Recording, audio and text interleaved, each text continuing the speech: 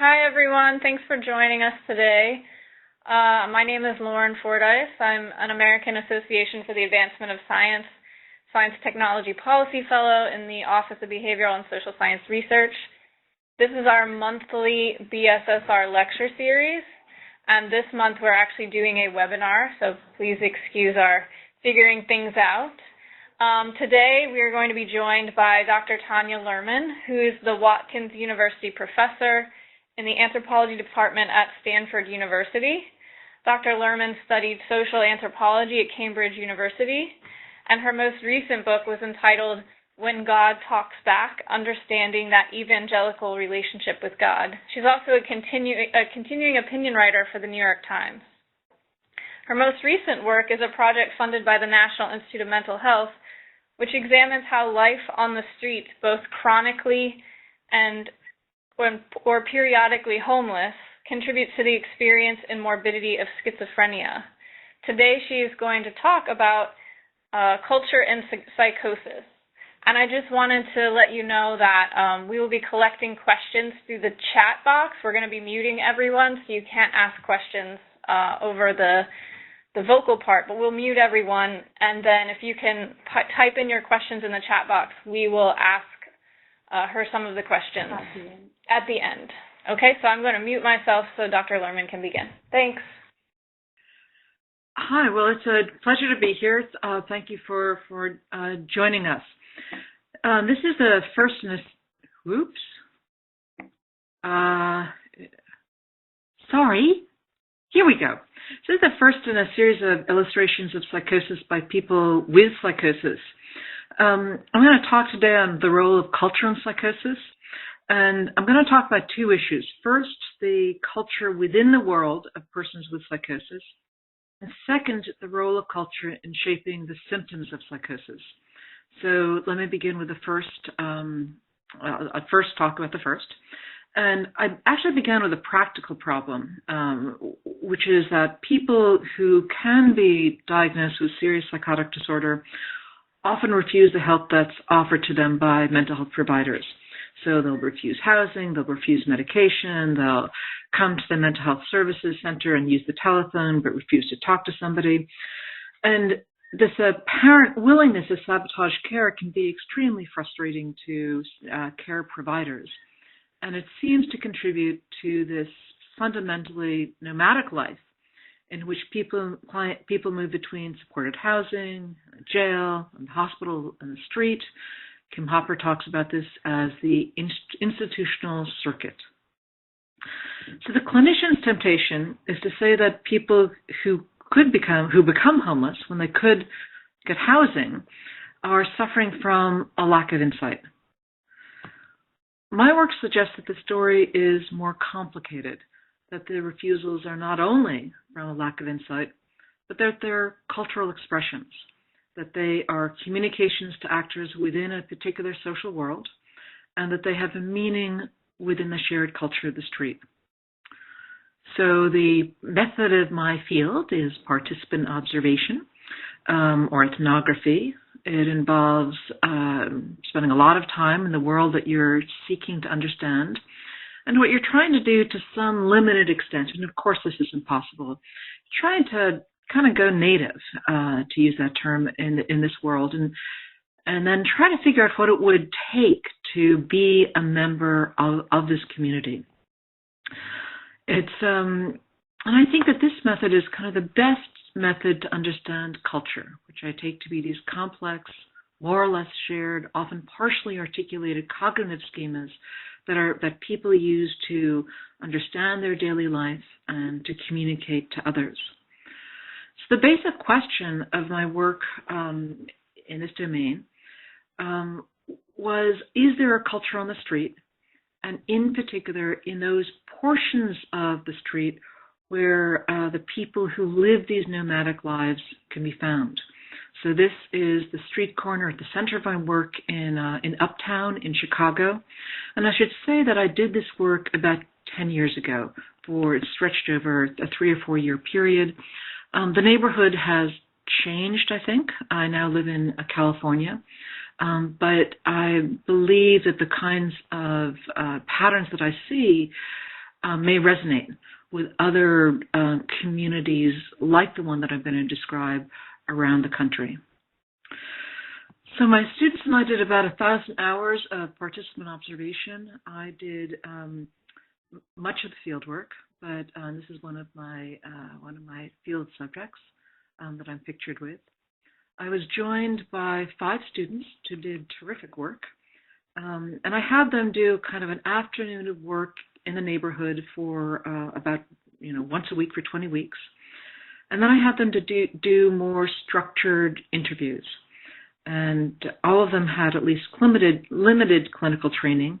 I trained them in the use of the SCID, and they had taken some courses on psychiatric diagnosis and mental illness.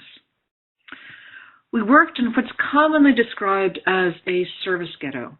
So this is a neighborhood in Chicago, often described as uptown, often said to have the largest density of persons with serious psychotic disorder in the entire state of Illinois, outside of the jails. There are about 60 service agencies of a variety of sorts in this neighborhood. It's kind of a cool area. It's a mixture of gracious mansions and tree-lined streets and urban squalor.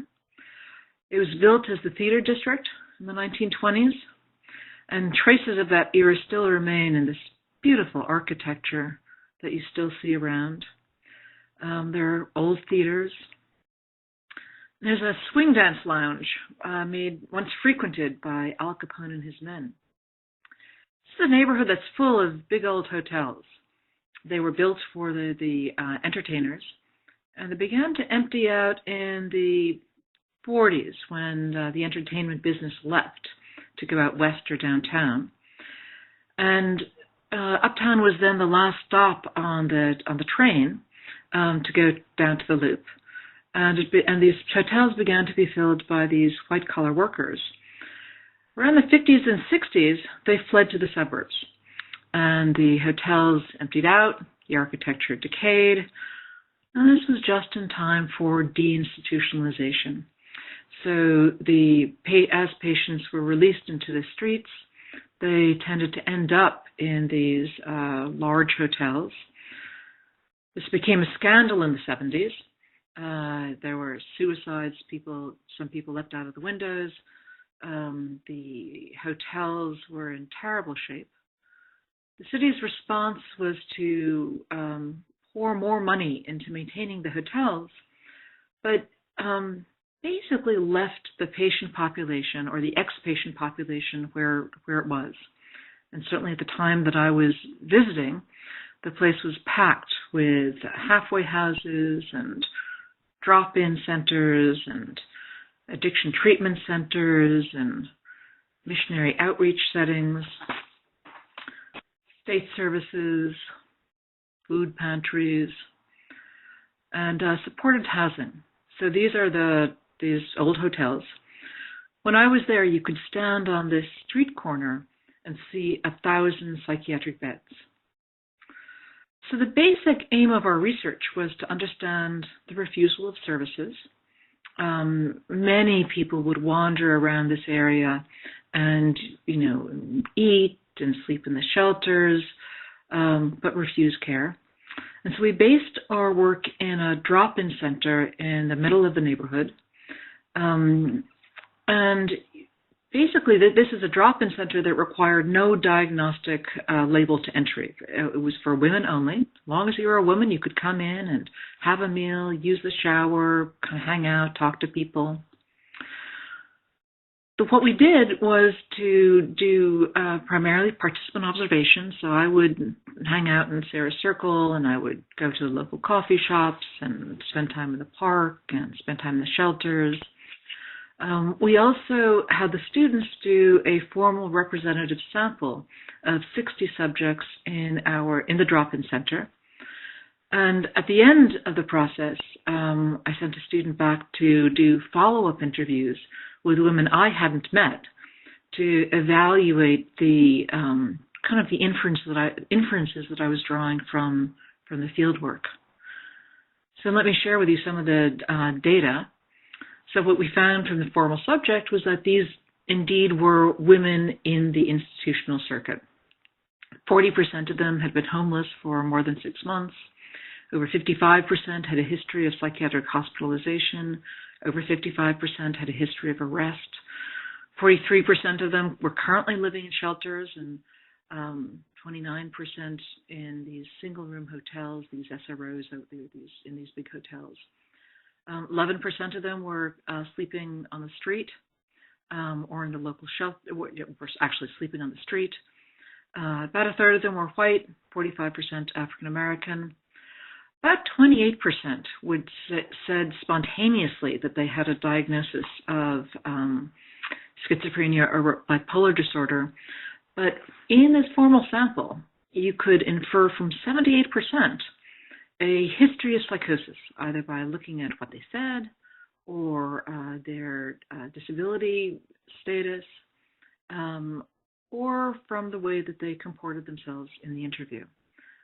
So many people in this drop-in center, and indeed in the neighborhood, were evidently psychotic. So this is the first in a series of portraits of women at the drop-in center done by a different graduate student. And the first thing to say is that we really saw people refusing services. So it was not uncommon to see a woman, walk into the drop-in center and say publicly, vocally, in a way that was kind of theatrically present for other people in the room, that she wasn't crazy. I'm not going to go to the Somerset House. That's for crazy people. People were very clear that you could get housing if you were crazy. People would say things like this, and these quotations, I should say, don't match the portraits, but they were said by women that I spent time with. You can get housing if you're crazy, addicted, or you got a job. So it was pretty well known that if you had a psychiatric diagnosis, you could get housing. And what I inferred as the result of this work is that the word crazy had a meaning on the street or in this institutional circuit that it did not have in the white middle class world of the university and of the and really of the service providers. And what I thought that the word meant, I thought it had 3 features that it evoked a kind of, or at least when people were using the word, it was consistent with these 3 features. That there was a social cause. People would say that the street will drive you crazy, that being on the street was sufficient to make somebody psychotic, that the condition was permanent. It's something that can't be fixed, and that not everybody on the street would become crazy.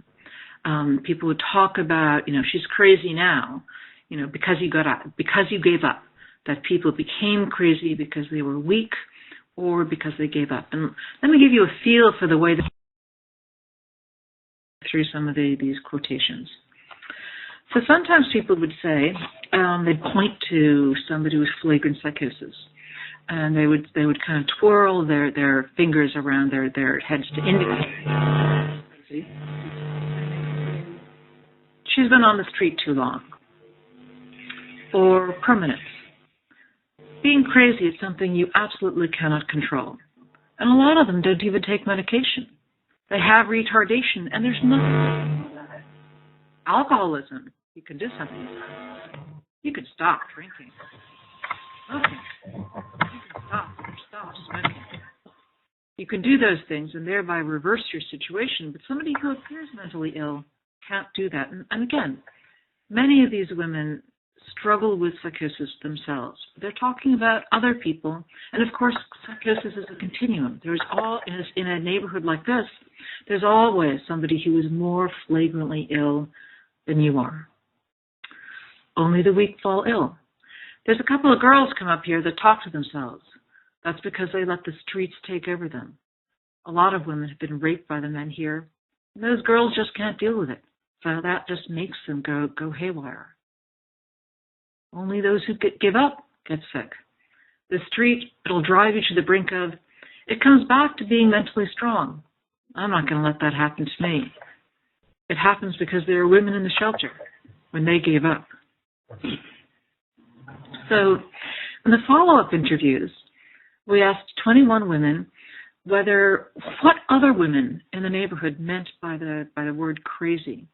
And 5 of them gave answers that were recognizable in the psychiatric idiom, but fully 16 of the 21 gave answers that gave us their own opinion, a kind of dynamic model of psychosis in which the social experience of being on the street caused psychosis in those who were weak or who gave up. And the richness and the redundancies of these comments suggest that this kind of cognitive schema, this cultural model, is easily accessible in this social world. And so in this setting, when women say that they're not crazy, they mean that they're not weak and they have not been defeated. So this is stigmatizing, but it's also important to recognize that it comes out of a particular social world. This is a world in which violence is common, that all the follow-up interviews spontaneously mentioned violence. A third of them spontaneously mentioned domestic violence or child sexual assault. The staff said that somebody came in beaten up once a week or more often. I thought I often saw the signs of violence on women's bodies. So the women adopt a kind of aggressive style to get other people to back down. There was a freely verbalized kind of need for aggression. If you're going to survive, somebody told me, you've got to smack somebody down. This was also a profoundly isolated world, a world without a lot of perceived social support. So these are our focal interviews. Of these 60 women, over 40% of them said that they didn't feel connected to the women at Sarah's Circle, which is the name of this drop-in center. 2/3 of them couldn't name a single person that they regarded as a friend. When asked to describe their day, 40% reported no face-to-face interactions. This is quite stunning because these are people who are with other people all the time. They're often sleeping in rooms with 50 other women. They're on the street. They're standing in lines to get their food. They're sitting in Sarah's Circle for 5 hours. There's a lot of face-to-face interaction. 40% of them reported none of it. When we asked them who they could turn to, 30% said no one. Meanwhile, there's a kind of tension between the toughness required of being on the street and the compliance required to get care. So service centers, shelters often have long lists of rules. One of the shelters in the neighborhood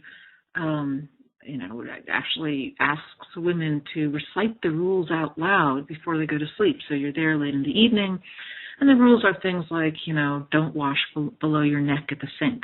And all these women are able to, recite together this long list of rules. Michael Hartman is asking for access to my shared applications. Do I approve this or decline it? I think I'm going to decline it. Oops, yes, sorry. Decline it. Don't share anything. They have access all the access they need. Okay, excellent. All right. So we're back to the shelter, and I would say that the women themselves would verbally articulate the conflict between the code of the street, the code of street people, it was sometimes called, and the code of what they would call decent people. And that tension, managing that tension, contribute to the importance of what they would call being strong. So this is somebody who said to me, if homelessness ever happens to them, they better have a strong heart and a strong mind, because when they see everything, they're going to need a strong heart and a strong mind. If you're not strong-hearted, you can't take it out here. So strong had a set of meanings. One of them was just being tough. Being strong is like, I ain't getting hurt. It was also about inner toughness. One time I got raped and I had nowhere to go. I had to get right back out on the street and make some money so I could have a room for the night. I couldn't call the police. I called my mom in Minneapolis. I said, Mama, I'm going to do something I don't want to do. She said, what's that? I said, prostitution. She said, God bless you. Be careful. I'll pray for you. That's what my mama told me. A few minutes later, I had to wash up. So I washed up and I had to get right back out there and make some money. And that's part of being strong, too. So these twin themes of physical and mental toughness run throughout the interviews. The other clear meaning of being strong is that if you're strong, you're not crazy. I didn't think anything was wrong with his head because he was a strong man. I just thought he was a strong man. That that wouldn't ever happen to him, you know. He would never be crazy. He would never be actually crazy because he was a strong-minded person, strong-minded man, strong, so it wouldn't happen to him. But I was wrong because it did. What she was describing is an afternoon back in her house, when she had a house in Texas, when her husband came into the room. I sat down on the sofa, said, honey, I love you, pulled out a revolver and shot his brains out.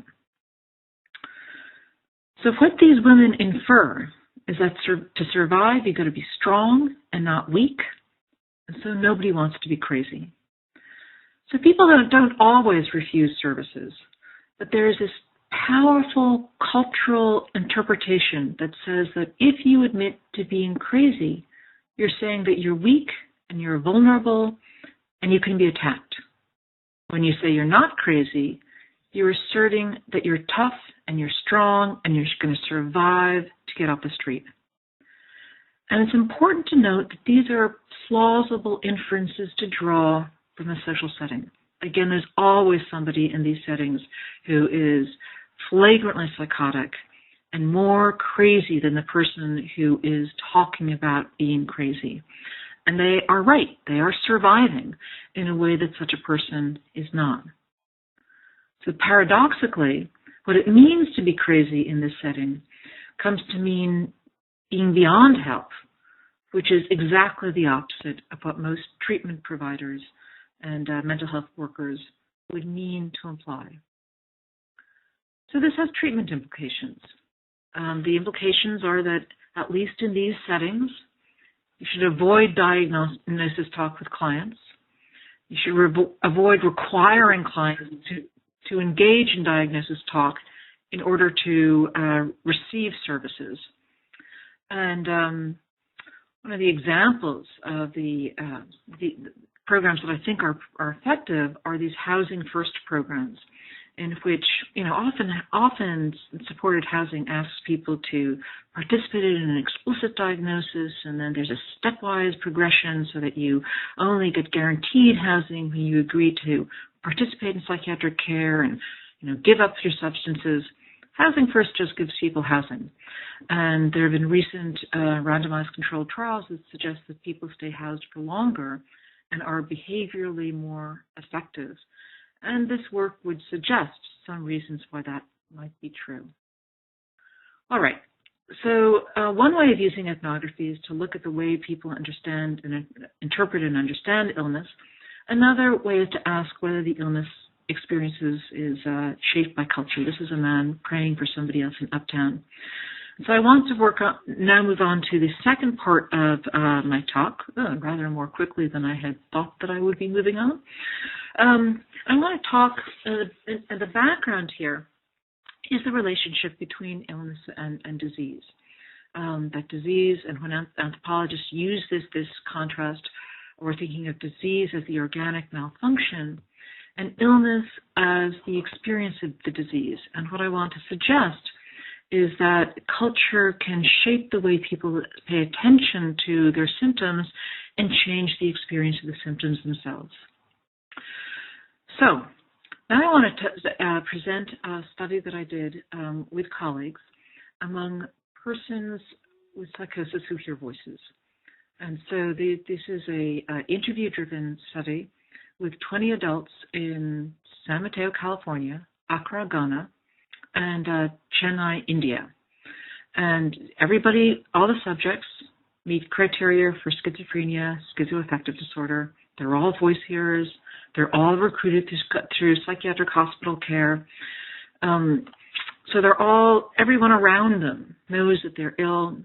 I don't want to suggest that I'm telling a romantic story here. I'm going to give evidence that the voice hearing experience may be somewhat more benign in Ghana and in India, or at least with this sample. But I want to be really clear that schizophrenia is a struggle no matter where you are, and that everybody within this sample recognizes that they have a problem and is perceived by other people to have a problem as well. Let me just say as a background that the folks in San Mateo and in Chennai were pretty similar. They'd both been, 20 years into that held their diagnosis for many, many years, and they were all either in supported housing or they were in day treatment if they lived with their families. The subjects in Ghana are a little less. They were in the hospital. They were inpatients, and so they were a little younger, and they were a little more ill. Many of those patients, though, had been in the hospital for a long time and had made many visits to the hospital. And I should say that we took as much care as we could to make sure that we were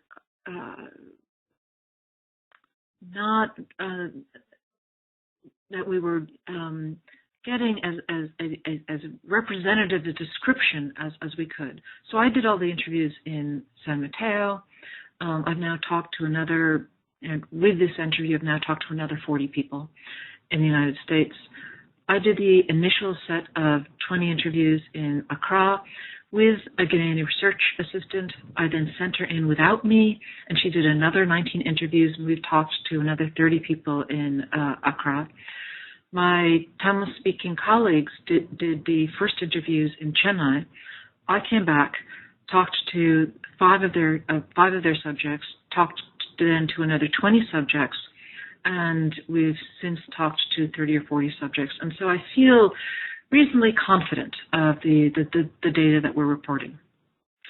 This is what the interview was about. The interviews took roughly 30 to 60 minutes. And we asked about what people heard, what they saw, what their experience was. We wanted to know whether they knew the person whose disembodied voice they could hear, whether they knew in the flesh the voice that they were hearing.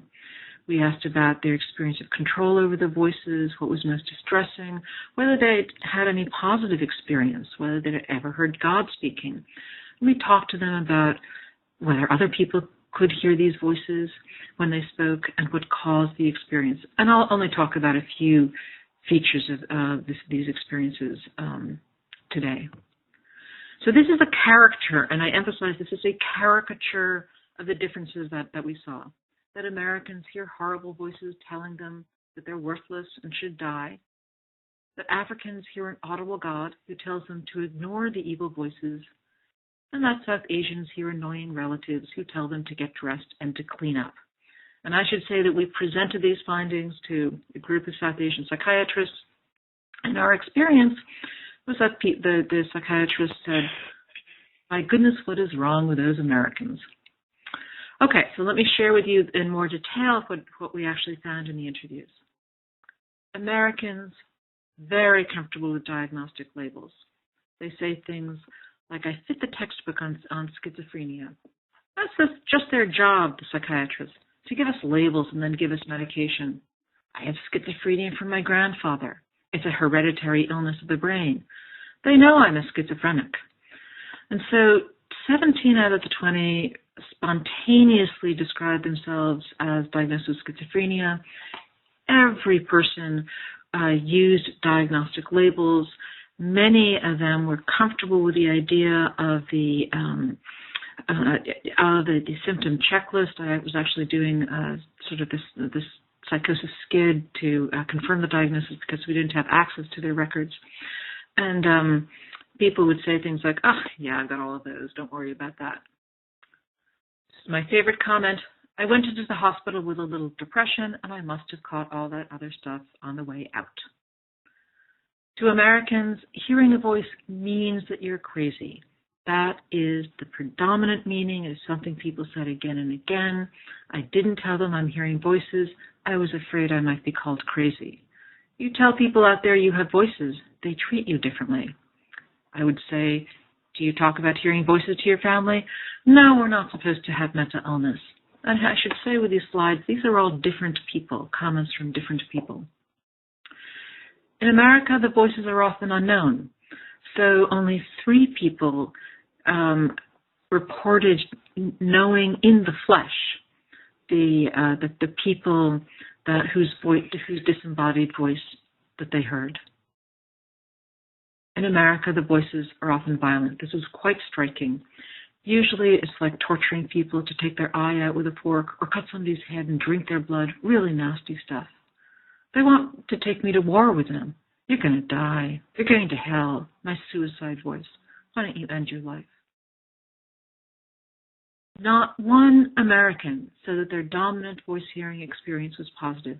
Now, I've since talked to Americans who have said that, but I would say much more representative is the comment from somebody I was talking to in the San Francisco General Hospital a couple of weeks ago who said, positive voices?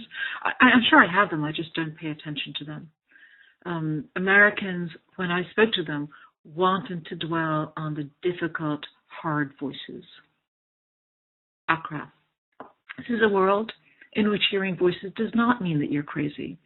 This is a world with a highly salient idea about witchcraft, and in which even if you don't believe in witchcraft, you know that there are other people in your social world who believe that who believe some people can have negative thoughts, and those thoughts and feelings that can go out into the world and hurt somebody's body. There's this highly salient idea that people are in a war between good and evil, and the idea of spiritual attack is an experience of that war. And so that's how we actually would ask about the voice hearing experience. We'd start asking about spiritual attack and then move on to talk about voices. Among this group of 20 people, there were more known voices than in the American sample. A nurse, a boyfriend, husband's brother or manager, relatives, neighbors, mother, siblings, boss. But what was really striking about this sample was that fully half the sample, so that means that half the sample did not report this, but half the sample insisted that their predominant or only experience was positive. And really it was mostly the Christian God, although in one or two cases it was a non-Christian spirit. People would say things like, mostly the voices are good. They just tell me to do the right thing. If I hadn't had these voices, I would have been dead long ago. That's what's kept me alive till now. The voice is the voice of God I hear.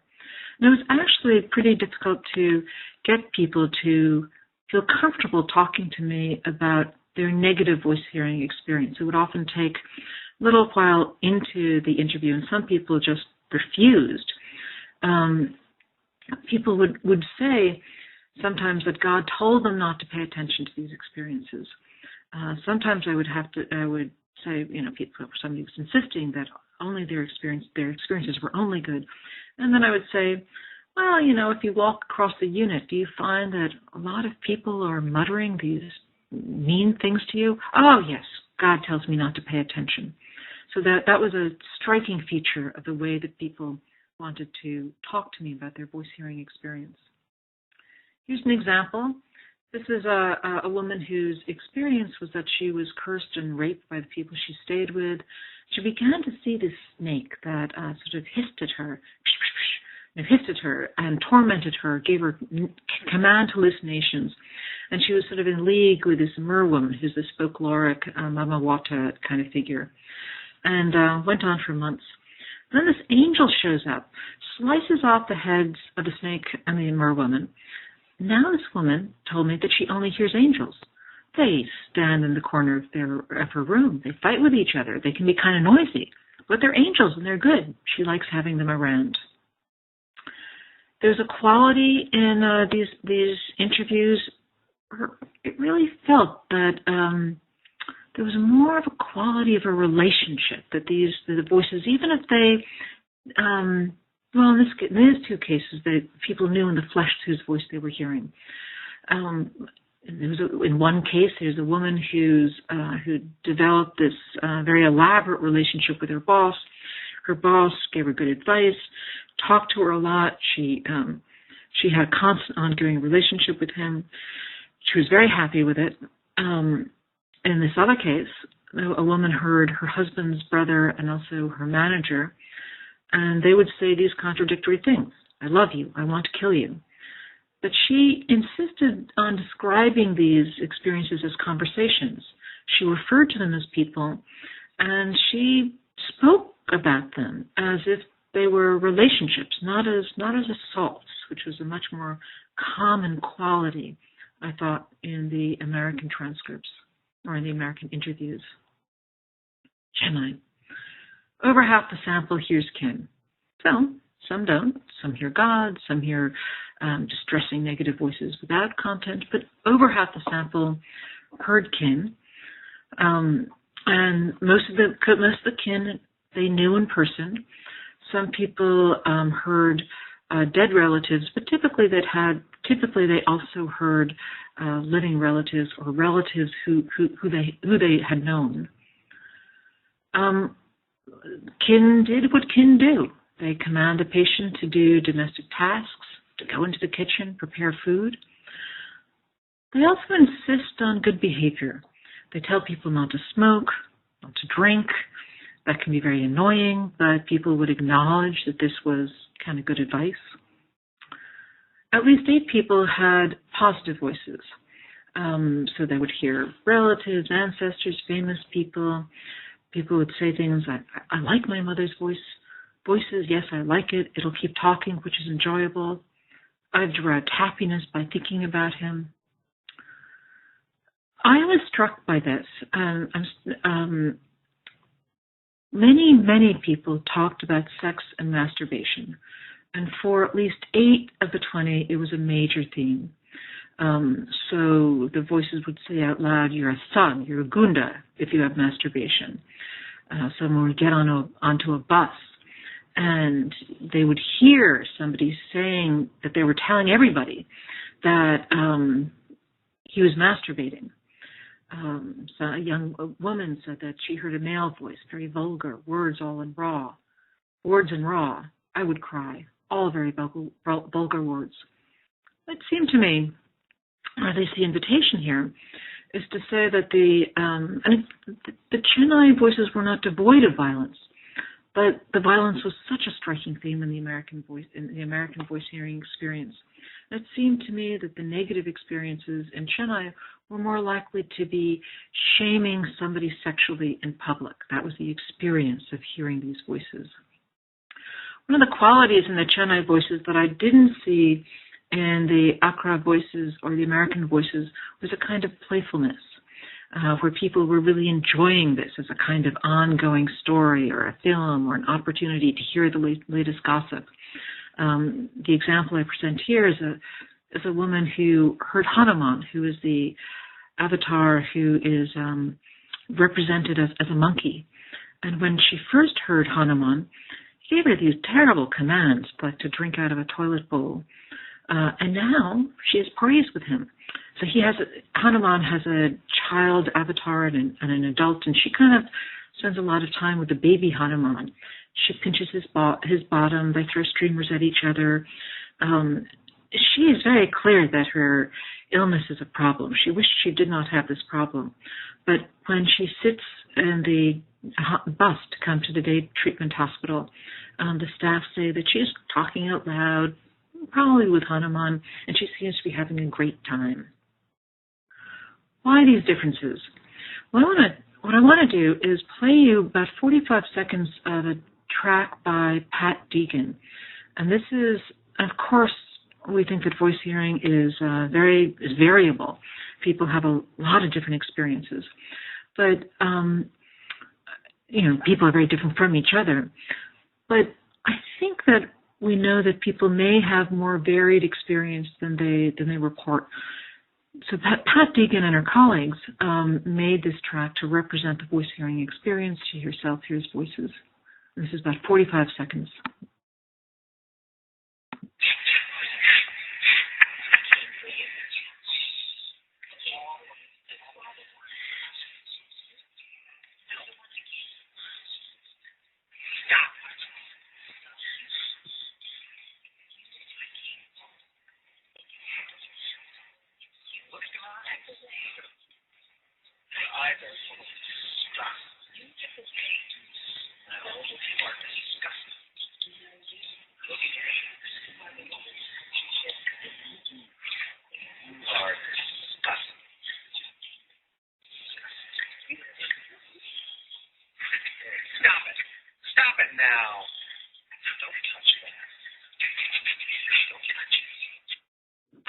Okay, so the reason to play that is to illustrate that there may be a broad array of phenomena that people are experiencing. Good voices, bad voices, commands, probably inside experiences and outside experiences, thought-like experiences and more auditory experiences, probably a wash of auditory and quasi-auditory stuff. And I think that there's a process of selective attention that may shape the way people attend to these experiences and habituate their voice hearing patterns. And I think that particularly there are different ideas about mind and self which direct the way people pay attention. And in some broad sense, you could say that South Asia and Africa, compared to the United States, really privilege more interdependent social worlds. Americans value the sense of being different, being individuals. That is less socially salient outside of the United States. And I would say that in these other parts of the world, the supernatural is more socially available. All the Americans I was speaking to, or almost all of them, were religious, but they didn't particularly talk about God speaking to them, whereas the supernatural is more kind of salient as an interpretation of these experiences outside of the United States. In fact, if you look at the ethnographic literature, you would see striking differences in the way that people represent mental action and mental events. I think you could argue that in the United States, the mind is culturally, so the culture invites you to imagine the mind as a thing that's private. Nobody else comes into your mind, that your thoughts are really important, but that they're not real. They're fundamentally different from the material world. And I think that the experience of the mind being broken, or that the thoughts being somehow one's thoughts being outside the mind, is deeply distressing to folks in America. In Ghana, again, there's this idea of witchcraft. Even if you yourself as a Ghanaian don't believe in witchcraft, there's this highly salient invitation to understand that some people think that some people have thoughts that can leave the mind and affect the world in a bad way. I think this may be playing a role in this intense hesitancy to acknowledge the negative experiences and attend to the positive experiences. Sorry, I got another request. And in India, the ethnographic record is very clear that there's this highly elaborated idea of the mind as a social process, that individuals make each other up. In fact, one scholar describes South Asians not as individuals, but dividuals, that somehow that the substance, that you use each other's substance to kind of, to make who it is that you are. It's also this invitation to see that the mind is both a spiritual part and a human part, and somehow the mind connects to the spiritual world directly. I think the process that I see, I would call kindling. So this is a phrase that comes out of psychiatry. Kraepelin was the first to observe that people who became depressed probably needed less of a body blow in life to become depressed a second time. And I think that that in effect, the depressive response becomes kindled, that people have a habituated response to distress that becomes depression. In the psychiatric literature, what you see is that there's this different cultural invitations shape the way symptoms are expressed, so that when people are depressed, typically they feel sad, and their body also hurts. One of the things that Arthur Kleinman pointed out is that in China, so in the United States, it's perfectly acceptable to go to a doctor with sadness as a presenting problem, and to use sadness to generate care from other people and to stay home from work. That was unacceptable in China before the 1980s. But particularly for agricultural workers, what legitimized care, what motivated care, justified staying home from work, took you to a psychiatrist was bodily illness. And Kleinman was able to demonstrate that people who presented with a diagnosis of neurasthenia, which really attended to just describe the attenuated nerves and headaches and problems of the body, could also be diagnosed as depression in that part of the world. I want to suggest that what we're seeing in psychosis is a story of cultural kindling, that there are what you might call affordances of the psychotic mind. So Jim Gibson uses the word affordances to describe to the things that the world affords us to see that we don't always see and attend to.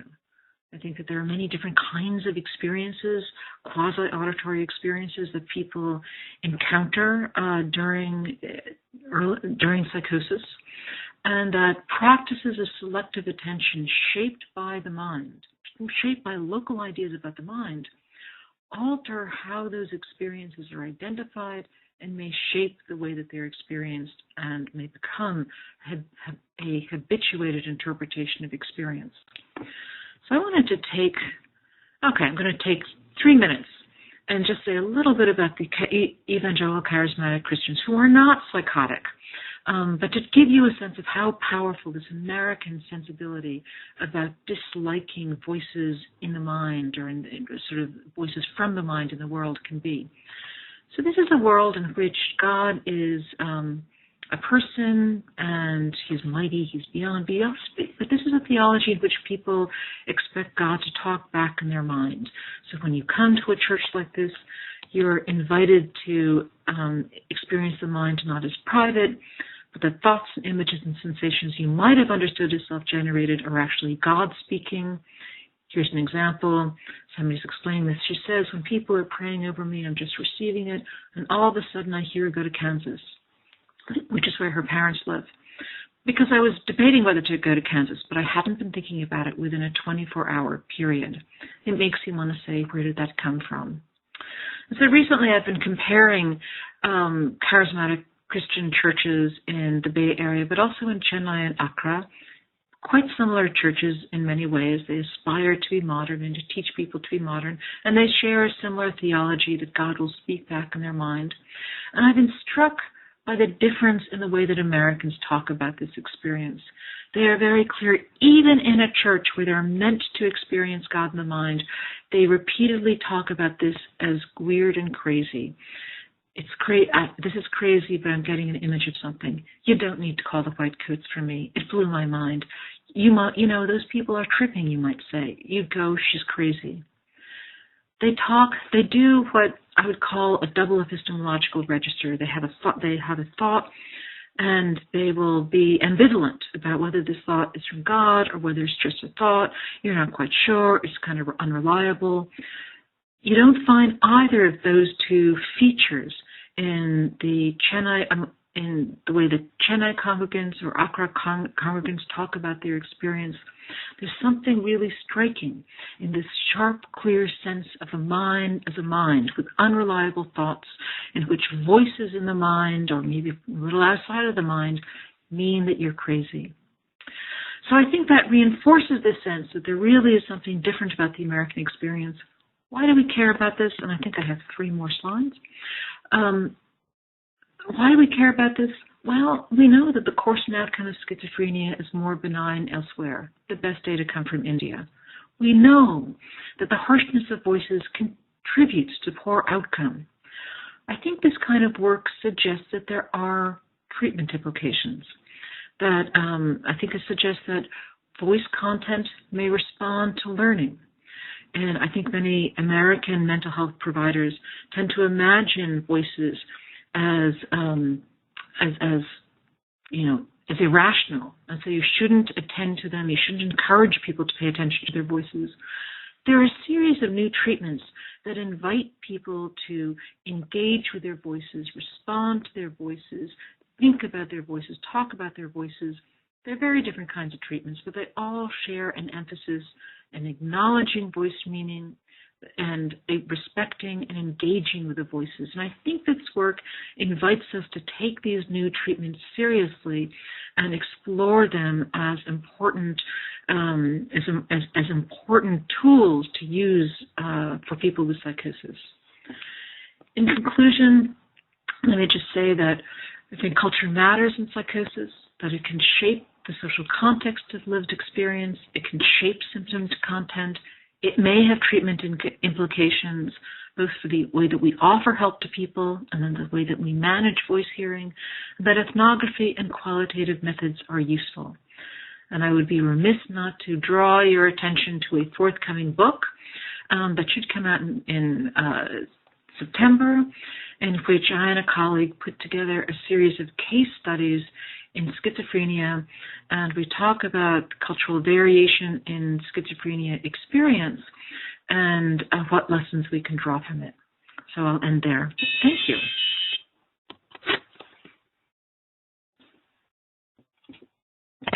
Thanks, Dr. Lerman. That was great. We have a couple questions that have come up over the chat box. I'm just going to scroll up here. Someone wanted to know whether you know of any available data regarding the Hispanic population and their understanding of the psychotic mind. No, I think that a little bit. What is his name? Steve. There is a psychologist at UCLA whose first name is Steve, who has done work on schizophrenia in the Hispanic community. Also Janice Jenkins, an anthropologist at UCSD. But it's not, and my memory is that these experiences are often assimilated to nervios and to experiences of anxiety. Steve Lopez, that's the person. Thank you. Someone just also reiterated that was Steve Lopez. Another question is, do you have any thoughts on how multiple personality disorder comes into play with all of your research? Great question. I think one of the big scientific questions that still reverberates around the domain of psychosis is the relationship between psychosis and dissociation. And there's some people like Richard Bentall who are fairly committed to the idea that and the Hearing Voices movement, pretty committed to the view that all psychotic voice hearing is in fact a dissociative experience. And they would support that with the observation that trauma is closely associated with psychosis. So the more, people who report that they've been beaten up by life in a variety of ways are more likely to develop psychosis. I tend to differ. I think that the kinds of phenomena that you see in a religious setting, where people are reporting hearing God's voice and sometimes auditorily hearing God's voice, I think that those are experiences that are connected to dissociation. And I think that there's a difference, I think it's a different phenomenon for many people who are psychotic and voice hearing. And so there's a big difference between the clinical population and the non-clinical population with these auditory experiences. But I also believe that within the clinical population, there is a, how can I defend this? I think there's a different feel to many of the phenomena that seem more dissociative and many of the phenomena that seem more psychotic. We're doing some work now to see if we can tease apart the patterns of these symptoms and the way people phenomenologically describe them. At the same time, it's pretty darn clear that even if there is a bodily difference between psychotic process and dissociative process, which is, of course, at the heart of multiple personality disorder, a lot of people live in the gray area. And many people who meet criteria for psychosis might also meet criteria for a multiple personality disorder or for dissociative identity disorder. And sometimes I'm talking to somebody who has been diagnosed with schizophrenia, and their experience just feels more dissociative than the experience of other people. There's more richness, there's more of a kind of a whole narrative frame for the experience. So I don't know, it's a big question. Thank you. Another sort of question building on your first question is if you could address the ethnic racial makeup of the American sample you interviewed and whether you think that had any effect on what you saw and their comments to you. So I can't retrieve the exact figures. I would say that this is a blunt impression, and I don't think I could publish this yet. But I would say, really based more on my recent interviews in San Francisco General Hospital, and also based on my time in Uptown, I think that African Americans may be more comfortable with the symptoms and more uncomfortable with diagnosis. And in my completely anecdotal experience, the people who reported to me, the Americans who reported to me recently that they had positive experiences with their voice hearing were all African American.